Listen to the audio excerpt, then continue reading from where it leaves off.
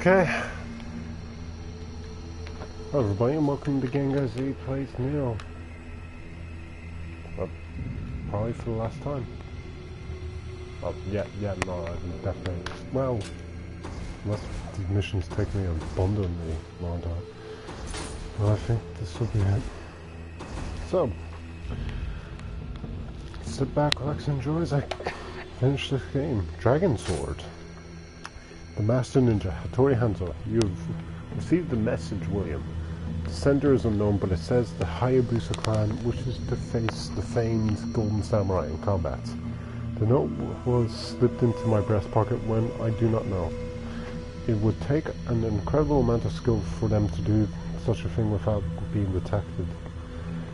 They must be ninja of the highest ability. If you decide to accept the challenge, I recommend you do so with great caution. Let's kill them. Or at least, you know, nothing. And have a friendly chat.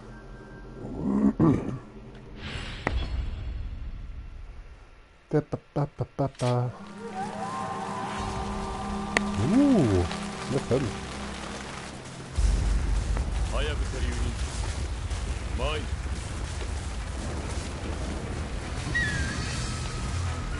No.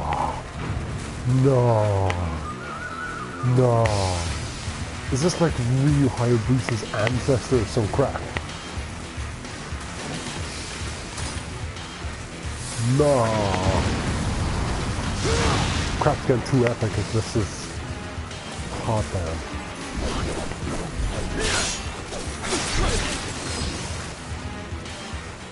And the music is amazing. This is the first time I'm like, yeah. Oh.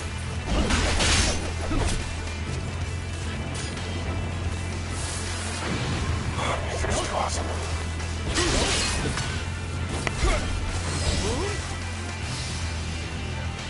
This one animation. I should.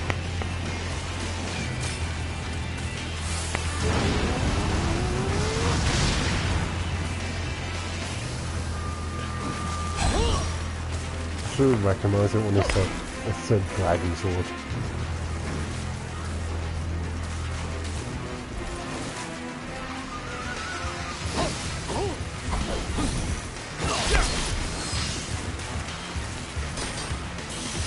No.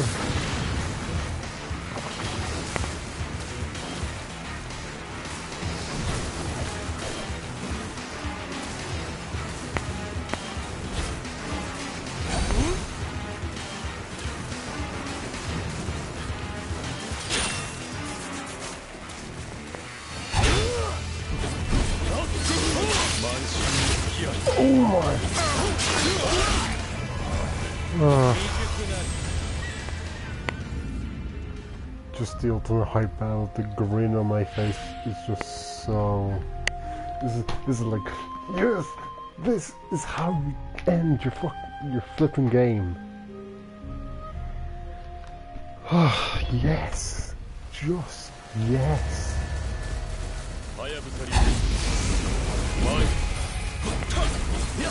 When you have ninjas in the game, and you own the rights to Ryu Hayabusa, Ninja Gaiden. He's got like the freaking fireball attack. But I'm pretty sure everything he does is his own unique thing.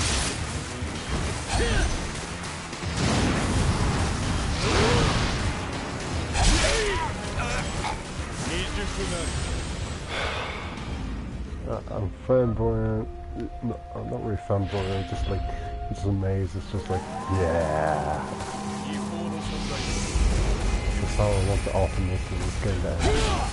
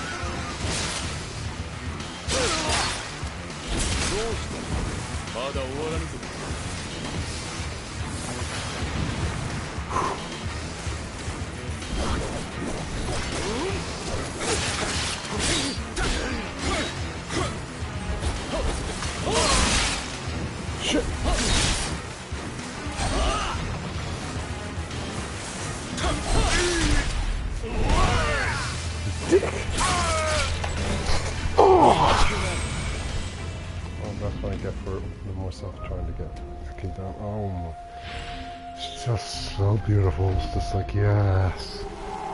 But thank you, Kurotaka. You had the right, and you did it.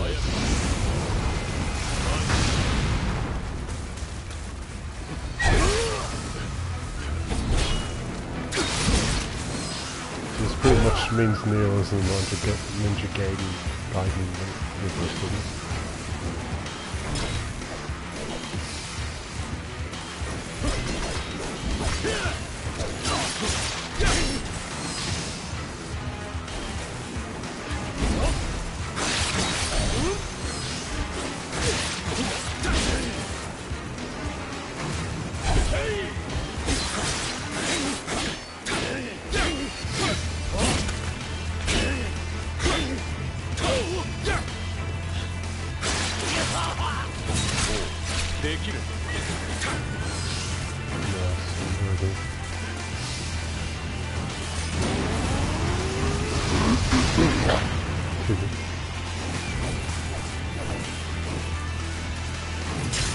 Damn!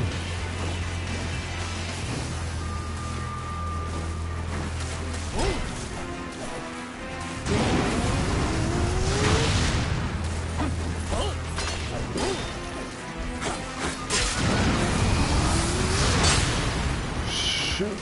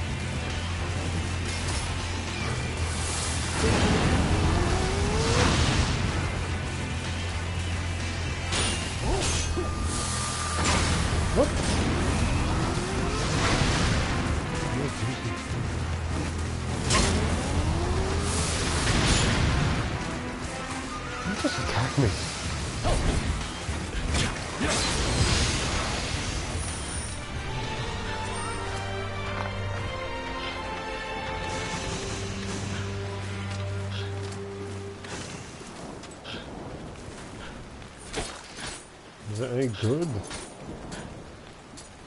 No.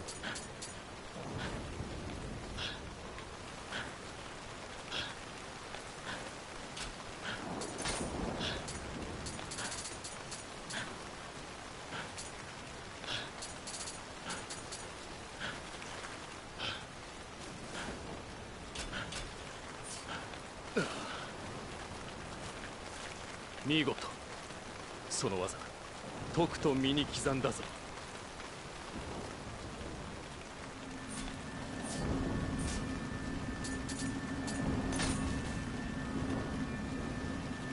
Thank you.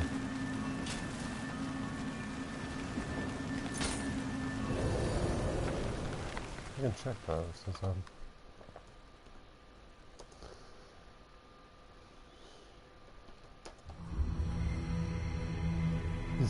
his original song was Ken, isn't it? Ken Hayabusa? Ryu Hayabusas. The Master Ninja, Hattori Hanzo. You managed to defeat the challenger. Excellent. I researched the Hayabusa clan, but could only gather a few scraps of information. While they are indeed a ninja clan, they do not seem to belong to any particular sect, and instead keep to themselves for the most part. The only traces of their existence come from rumors of their endless quest to overcome evil, and of secret talks between their leader and Lord Nobunaga. You would have more chance of trying to bottle the morning mist than find any more information on them. It would seem that the ninja of the Hayabusa have taken a vastly different path than the one I have traversed all my life. That's right. Think of it. Quick answer, I want members, I don't want, oh, you just tell me about the Hayabusa clan.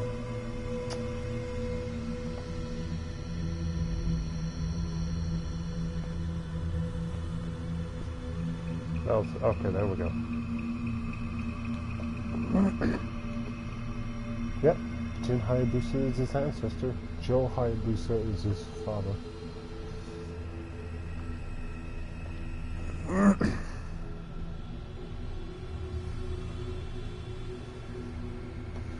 Oh, actually, Dragon Sword. No, it's not going to be good, is it?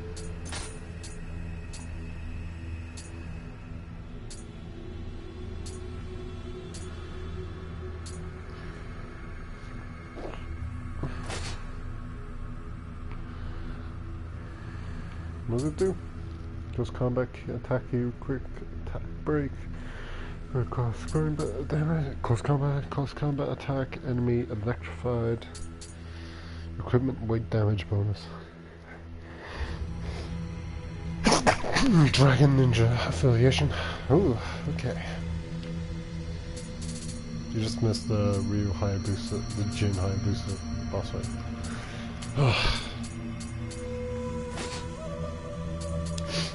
Is that the one I'm wheeling? Not sure if it is. I think it is it. Because I don't think the one I have has any added things. Anything that I can buy at the shrine for my last time? What we have...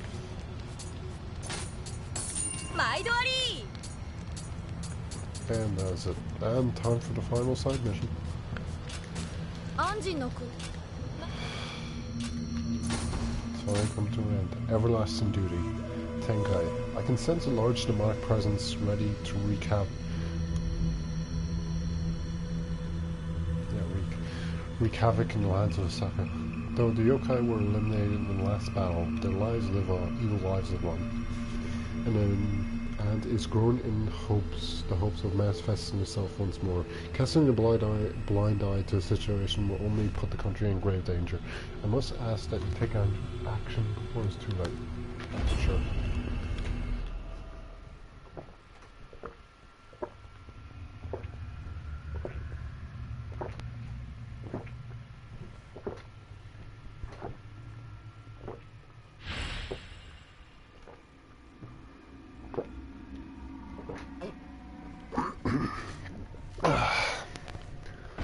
Full pint of water. Hopefully that'll do something for my dry throat. Oh, we're in this arena.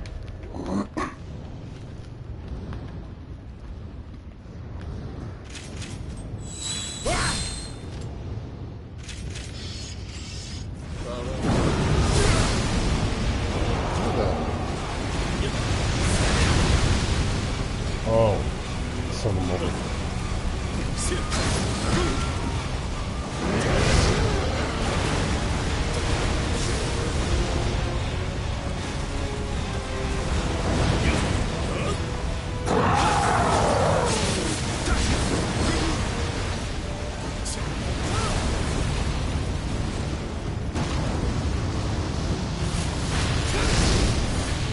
Damn, you guys have lots of different.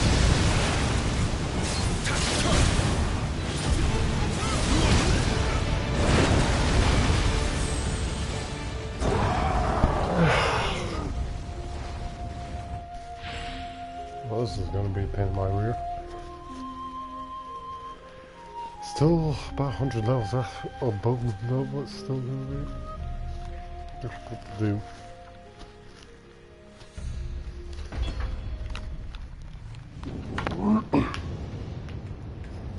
What side? It's on the other side. Please do not start the boss.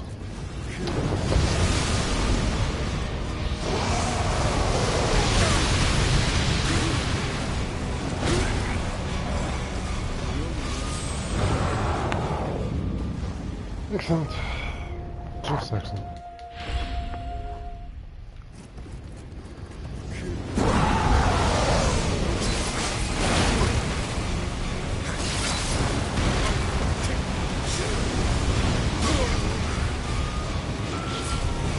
Look at where the fuck's going.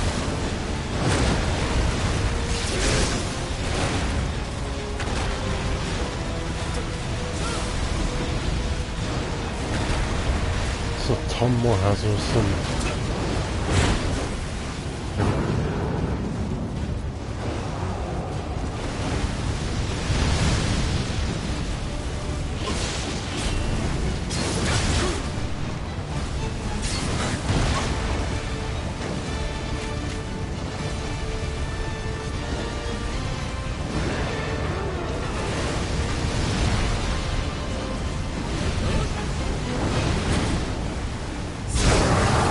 Damn it!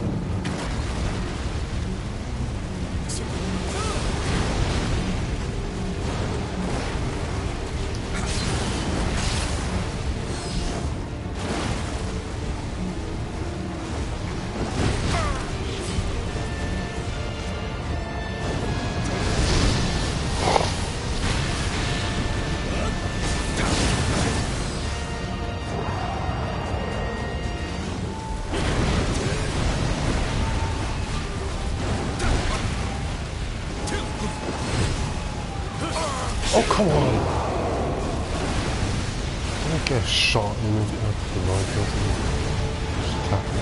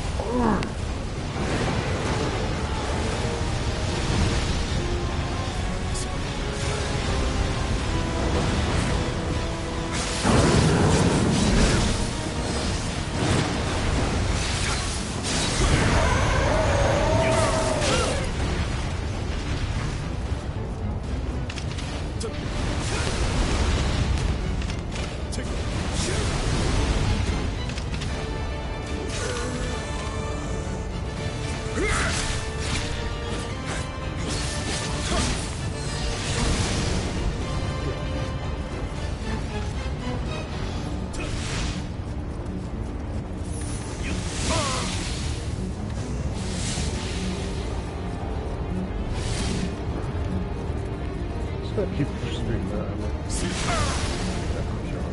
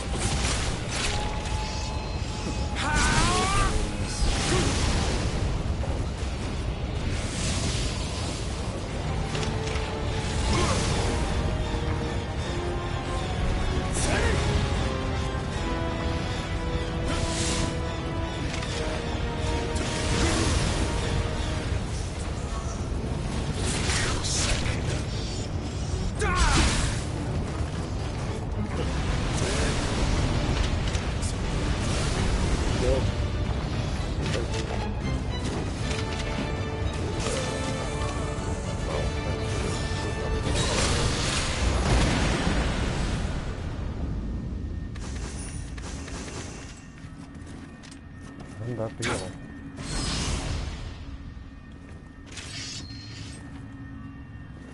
That's it. This is the last mission of the game.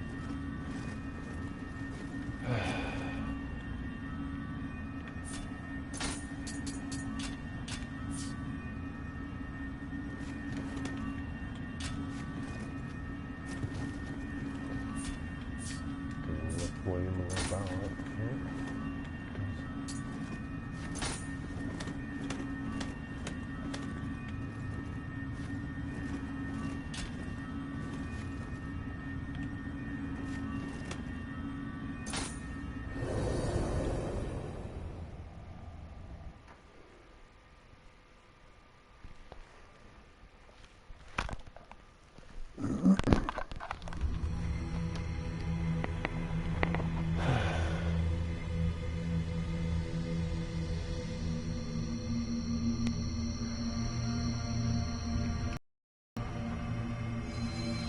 Everlasting duty, yokai.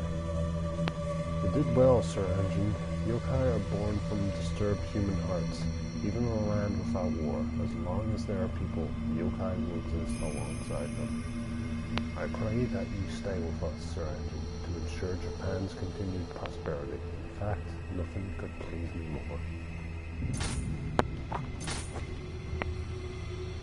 That's excellent. That's trophy called brilliant, but yeah. いらっしゃい。毎度あり。 And that is the end of Nioh. Well, DLC. We'll see William again. I do not know. It's up to the developers, so he's definitely not the main character of 2 by the look of it. Whoever I would like to is that's debatable. I like the whole foreigner aspect of the foreigner samurai in Japan aspect. So, usually part where I just critique the game. I'm going to start off by saying it's a 9.5 out of 10. Now, what's holding it back is, I would say, just not too much variety in different weapons. That's really it. I can't really hold back on anything else. Everything else is just completely solid about this game. Like even the bosses that I had trouble with, I just eventually get used to it. You get used to the patterns. You, instead of saying, "Oh, I'm going to get in this combo," you go like, "I'm going to get in this one attack and I'm going down." It's so responsive, and there's so many. Like, at least in this game, I see that you can take various maneuvers to attack an opponent. Whether you want to be a heavy hitter, or you want to be fast and take a dog, have a lot of basic skills like I do, or you want to be an Omnio and have to use Omnio or ninja abilities. It's great. Usual aspects. Gameplay, sound, story. don't think there's much else in this game besides that. Graphics, you know, I can't really. Yeah, graphics are great for what it is. So it's the 60. It's only Dark Souls. Well, it's the most knowable Dark Souls-like game, I'd say, that runs 60 frames on the PS4 because they give you the option between you want to sacrifice graphics or you want to sacrifice frames or you want a combination of both. And obviously, if you're a smart player, you want to sacrifice the graphics. Because nobody gives a crap about graphics. Well, you give less of a crap about graphics than game like this. So, as I said, gameplay is very solid for each weapon that you use. There isn't much variety between the weapons though. Like, there's different in the moveset obviously, but... And there is, I guess there is certain aspects, like you saw me go into that fight with it, where I find it's one of those instances where I can use a hammer or axe, and you can actually just swing around. It's one of its abilities is just swing it around until you lose your stamina. And a lot of the weapons have unique abilities like that, and stats just manufactured for that.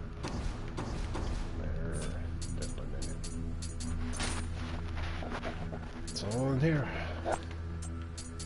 Whole system built just for that, and then they also have their own unique special skill arts that also do their own thing. And there's encouragement to use in between the weapons because you can get stats from one weapon and then switch to another and get amplified stats you have to it already. Like, it doesn't cost you anything, like where you can do that with, I'd say, an Nioh art as well. But you'd be sacrificing item, but you can just switch in weapons to do that. Yeah, I guess bosses and enemies, a good part. Yeah, the whole grind system. Grind system works really well in this game. Unlike Dark Souls, where they have this like massive open world where you just keep going from place to place, this is just level structured, and honestly it works pretty damn well. For red level, you just go for about 3-4 different sections and you fight a boss. And the bosses, like, there's certain elements, there's certain things to the boss that have range attack, they have short distance attacks, they have back attacks, and they have elemental attacks. They all vary. Like, some can be very quick and try to chase you down, some can be like very standstill, but keep you on your toes by having a wide range to attack you from. For the most part, a lot of them were fine, but some, like the dash attacks, were the most troublesome. I think that's also the one where, like Yuki Onna, where she does one attack and then she freezes the ground, so you can only get one attack in and then get out, or else you'll just get hit. That's very annoying for me. And then there's the dash from, I can't remember, Okatsu's one of them. When you fight her boss, she does a double dash attack. She just breaks your stamina bar, and then she gets in for another attack. And I forget the other guy. I think he's the last remnant of Nobunaga's. The Force is trying to bring back Nobunaga, and he just, like, he throws demons at you. No, he throws a dragon at him.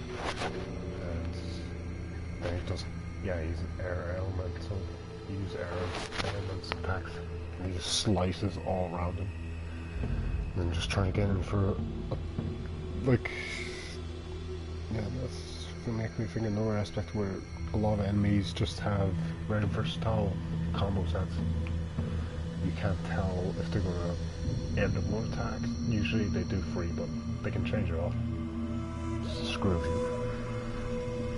And the whole, whether you want to fight one-on-one, or you in a close range, or all a large group. Like, I usually use the method of getting them to follow me around and dragging one off, and then finishing him off, and then going to the next one. Whereas living weapon, but yeah, and that can work for most of the enemies in this game. Whittling down a whole section of enemies just like that is quite enjoyable. The living weapon aspect, I'd say it's pretty rewarding because it's half and half. It makes you overpowered, but also makes it so if you don't play like the way you usually do, you're going to lose the living weapon faster by getting hit, even though you're overpowered and you have a shield. Is in the only scenario I think you can use it like that as bosses. And for normal enemies, just try and get through them as fast as you can and keep it going and keep it going. Then, like even that, towards the end of the game, I just realised, or someone pointed out on YouTube at least, like you can use these to, you know, build up your little weapon gauge. And there's a lot of new techniques I've found throughout the end of the game that I just brought into the end of the game as well.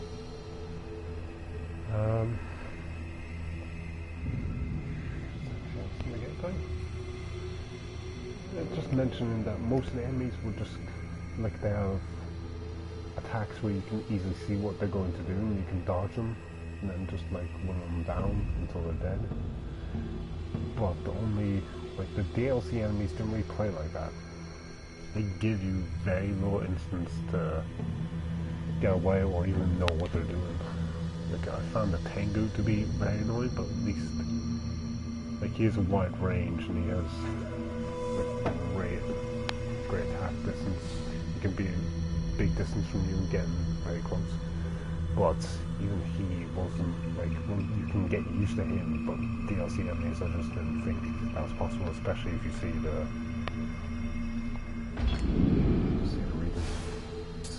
Tohoku region right there. Those two enemies just wrecked me. It was the Kappa and the guys with the long necks and the new type of Oni. The long bodied Oni. Yeah. Story takes you through Japan's history, which is somewhat realistic, yeah. But a lot of the people, I'm not sure, like, the ninjas are real, but the samurai, I think, are pretty true, and actual situations that they were in, I think they happened. That's from what I read online, anyway. I might be wrong on that, but I don't think... Yeah, I think that was the factor of this game, is that the story is based on real Japanese events with slight alterations. And there's that aspect was good. I really enjoyed, as I said, William's character just being a foreigner in his land. It's just I just like his whole... See, that's the one thing I might be discouraged by, but going into Nioh 2 or something else, or some other game, it's just like, you can see the cultural difference in William compared to the Japanese people. Like, they were just all about honor and that, and then there's one Caesar Osaka Winter, like, that was like, kill me, and he's just like, I don't really care, I'm just gonna go on. I'm trying to find this woman, I don't really care about your war or anything. They were like, he's more like, he doesn't really have to die, you just have to realize you did wrong. He doesn't really give much care to honor or pride, he just wants to get through it. Like a bit, but not to the point where you don't kill people over it. Like, for example, when in the Queen's Eyes, he just blinds the guy that started created the false Edward Kelly. Yeah, story goes pretty decent way, and it's quite enjoyable. The main villain is again pretty good in resurrecting Nobunaga and all these. Yeah, I'd say the only thing that falls short is like outside of William, Hanzo, Akatsu, and then there's, I think it's Lina Masa, and I can't remember the old guy's name who died. He has the Phoenix, and Lord Yasu. Like, they're only fleshed out 5, and then you have Edward Kelly, Nobunaga. Everybody talks about Nobunaga, and then there's the guy that was pretty much headed that. He was the bald samurai that, like I said, turns into a demon with the elemental attacks and hands. Well, that's pretty much it. Like, after them, like any other character in the story, you just, like, they just come in, they go, you don't really care.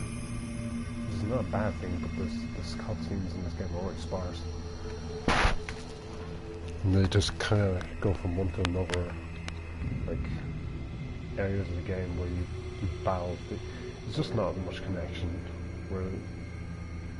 There's not much connection between any of the characters, and they just, like, there's some kind of romance form between William and Katsu, and it just kind of, it's like, what, 2 cutscenes? Like 4 or 5 minutes each. They're free. Just stuff like that. Then the whole DLC didn't pan out because Fashion that time was some Massimino. I don't even know what the heck they were fighting for. Was he just trying to test their power and their strength? I guess. And then Siege of Osaka, someone tried to overthrow the current government again, and then Maria just decks off. I guess that's the decision by the developers. She just goes away. The original story I like is just a simple tale of there's a guy in England that has this ability, and he actually has one of the most unique abilities because he can sense Amrita. He can sense where these spirit stones are, where the hugest clusters are, and all that. And that's why the false Edward Kelly comes and get it. Goes to Japan because they have the high footage of it, and that's where his creator's getting it from. And then he tries to do all this crazy stuff with Amrita, see how far he can go. Eventually gets taken down by William, who reclaims his spirit. Nobunaga kind of, it makes sense, but it's also kind of let down because he's doing all this to, like, bring back the leader of Japan. He's like, yeah, I'll finally do it, and he just kind of just says, I won't be controlled, and just backs off, back to death. And, yeah. Then William, the main story ends with William cutting out the eyes of the real Edward Kelly in England. Which is a very thin end. They give you something to look forward to, and then we saw that Hanzo was going to die, but we prevented that. Japan was in turmoil again, and we helped out in that last conflict before the era of peace. Sounds, well, all the normal sounds like fire, all the explosions, all that. It's quite good. The music could have been a bit more versatile. I mean, there's like, I think there's like 5-7 themes over the entire game for the music. They're not vastly different either. There's like somber tones or they're like sad tones to emphasize. Like, they fit the sadness very well. Like, they go very well with the whole scenario of like a destroyed village, or sadness of the people who live there, or like an immense battle that's about to come for a boss. But there's just so little of them that you just get used to it by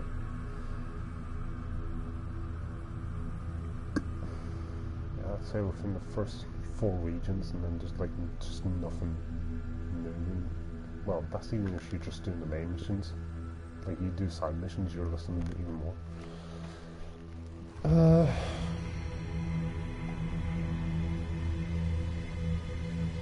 So what would I like in the sequel?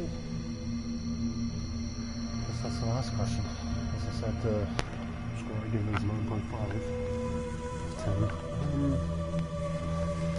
Sequel. What would I have a sequel? I think more weapons is one thing, because I just use a sword and because I didn't really find there's other weapons that are fast and as versatile as a sword. But then again, I'm not sure how many weapons that there were originally, because I read weapons like the Tonfa here.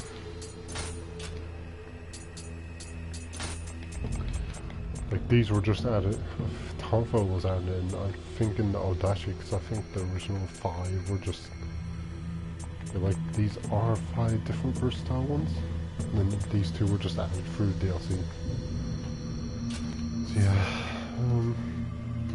more, or at least more varieties in weapons you can use. Maybe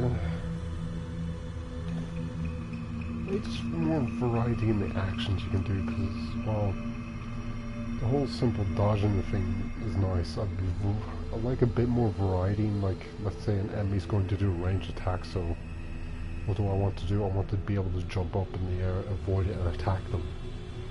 Like something like that, or just like or a super quick dash. But I guess if you have a run, you don't really need a dash. You have a basic run.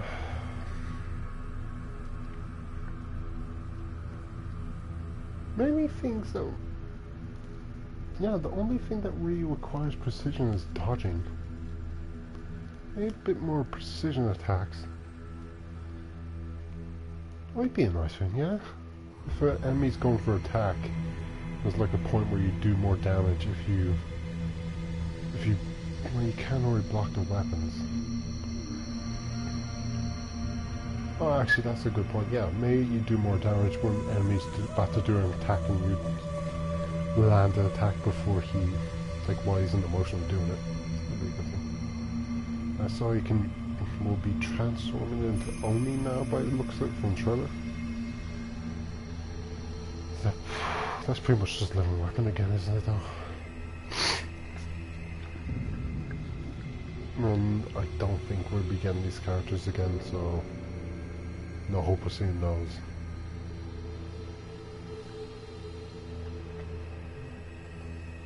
Yep, they just made a very solid game, very solid enemies, and very, like, it's weird to hear that this game was in development. But this game was shown in E3 2006, I think? 2007?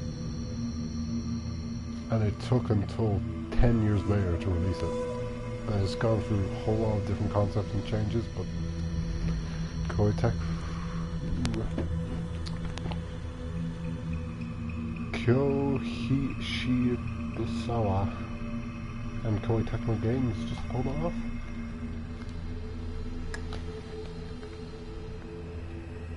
I have to say it's been a pretty damn fun ride. Especially, this is just a game where you don't really need an entire skill set to play. You just have to be like, you can.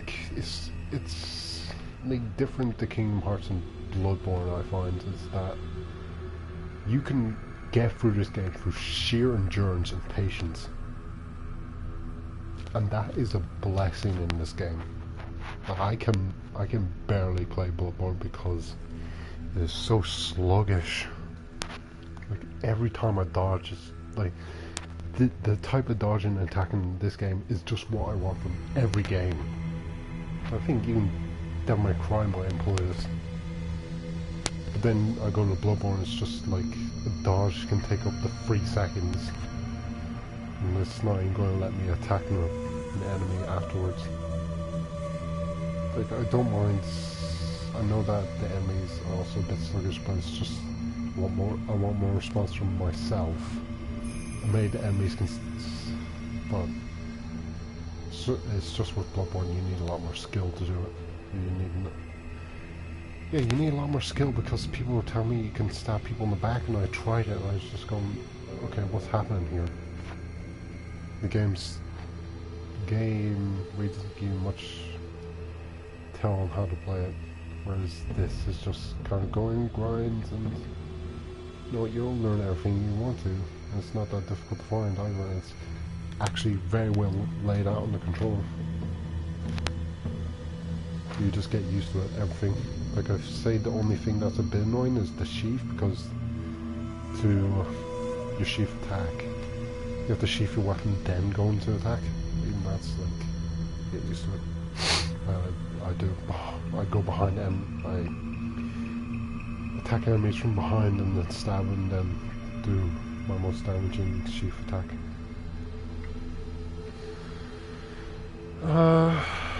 And with Kingdom Hearts you can level up all you want, but that's gonna get you halfway. It just makes endurance in the match, in the boss fights easier, but does not make your abilities to dodge their attacks and try not getting hit and attacking any easier. That's all up to skill, but like if you get hit, it's like, okay, you only lost like a fourth of your health.